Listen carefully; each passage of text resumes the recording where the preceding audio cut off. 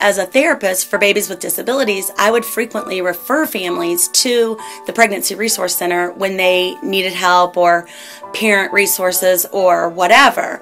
But no one really knew the background that I had and the experiences that I had through a pregnancy center when I was an unwed mom. At 23 years old, I found out that I was pregnant, and I was not married, nor were we prepared to have a child. And that time was so difficult because in the 90s, it was still not socially acceptable to be a single mom, at least not in my family. And I thought I could rely on my partner, his dad, to step up to the plate, and that never happened. Pregnancy was never anything that I even considered would happen to me. I knew that I was going to go to grad school and then get a job and then maybe get married and have a family. So when I was tired, I thought it was because I worked a full-time job. I was taking hours in the summer to finish my degree, my bachelor's degree, and I just thought I'm worn out and maybe I have low iron or a tumor. So I made an appointment and went to the health service. And while I was there, you know, they examined me, the doctor talked to me. I know that they did an examination, and he left the room, and I thought, he's coming back to tell me there's something really bad wrong with me. I have cancer or something. So when he walked back in the room, he had a paper, a brochure in his hand, and he sat down in front of me and he said, I think you might be pregnant. And he said, these people might be able to help. And he handed me a brochure, and it was the Crisis Pregnancy Center. And I know that I must have looked at him like he was from Mars. It was so far away from what I thought might be wrong with me that it couldn't even compute in my brain. My trip to the pregnancy center was a little bit adventurous because I didn't have a vehicle, and Bloomington Normal is a pretty big city. It's much bigger now, but even then it was big. So I had to plan my bus route in order to get on at campus and then drive around through town and then get to the pregnancy center. I go just into a little building, and I was met by a very kind elderly lady who was probably the age that I am now, but you know, I was 22, and to me she seemed old. And it's funny, the kind of things that you remember when you're thinking back about things that happened in your past. Like, I couldn't tell you what she looked like, but I can so totally tell you how she felt, like what her feeling was about her. I felt so at ease. She just sat down and talked to me about what kind of plans I had made already, or kind of where I was at in the process.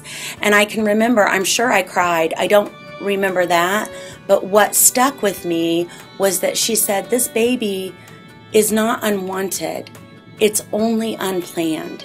And so her recognizing that that was the feeling that I had, it perfectly encompassed, like, yes, true, this isn't an unwanted pregnancy.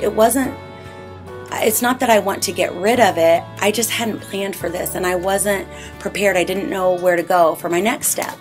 So we talked about the next steps that I would take, and we talked about prenatal care and talked about my options, and she gave me a lot of literature. And it was right as I was getting ready to leave, she said, just a minute, and she left and came back, and she brought me 2 tiny pairs of socks. And these are actually one true pair of the socks that she handed me. And she said, these are for your baby. And I remember looking at them, you know, they were folded up in my hand, and I thought, this is a baby. Like, this is a baby who has feet. And so I took those socks, the only thing that I owned for my baby. From that point, probably for the next 6 months, I had nothing. And I left there with the knowledge that I had the option to either parent my child or place him for adoption, and that no matter what, somebody would help me to get to the right answer for me.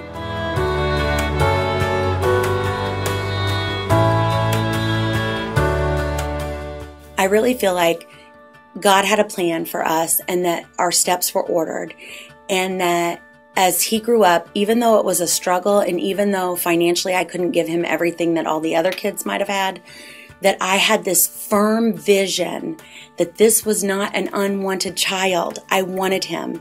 And even though I hadn't planned it this way, this is what God really had planned for us. And the struggles made those times where we were in a better place so much sweeter, because we had each other and we made it work.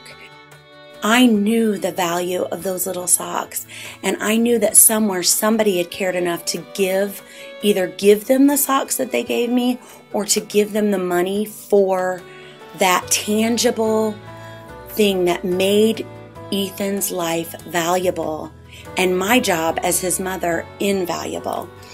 And the support is critical to being able to have a life with him. We struggled, yes, but each step by step, things got better and better and better. And we just built on each success until we, now our family has grown to 5. Ethan's got 2 little brothers. I got married in 2004. When I look back now, Ethan has graduated high school. He's gone to his freshman year of college. I think he has gone so far over and above anything that I could have expected of him. I dared to hope that he would be a good boy, but I had no idea what that really meant, to say, God, I need help to do this.